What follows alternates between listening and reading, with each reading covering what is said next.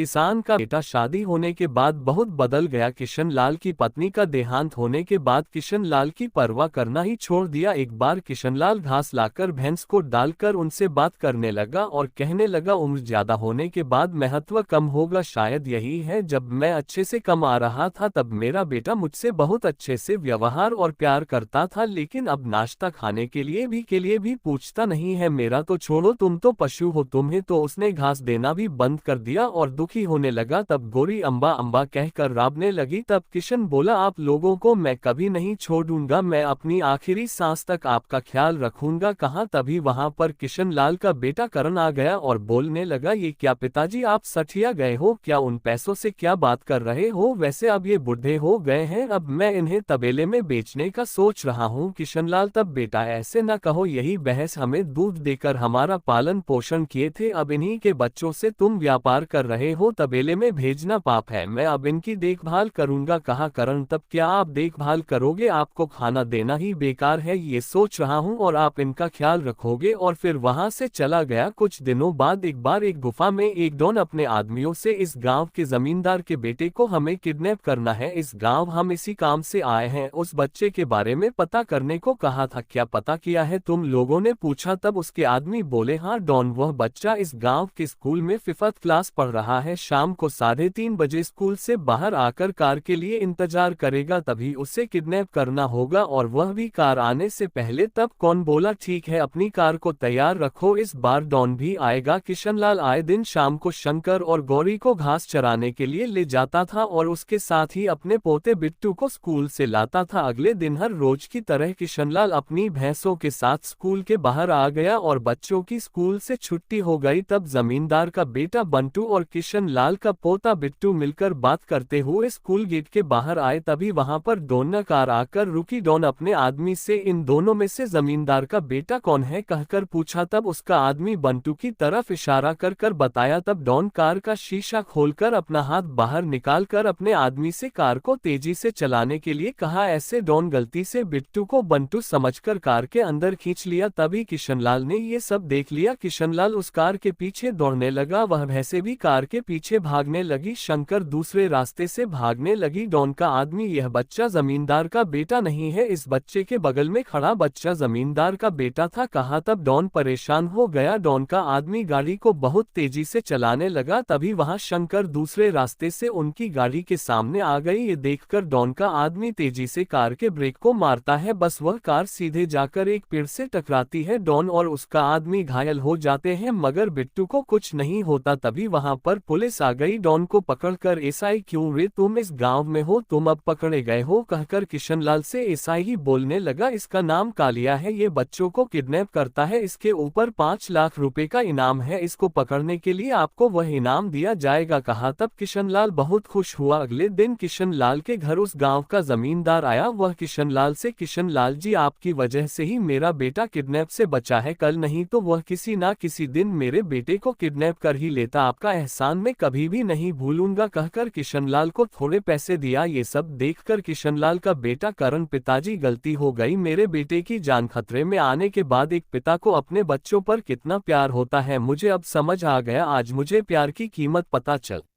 गई है, अब से मैं शंकर और गौरी का अच्छे से ध्यान रखूंगा, कहा। तब सब बहुत खुश हुए। मोरल, हमें कभी भी उम्र देखकर किसी को भी जज नहीं करना चाहिए।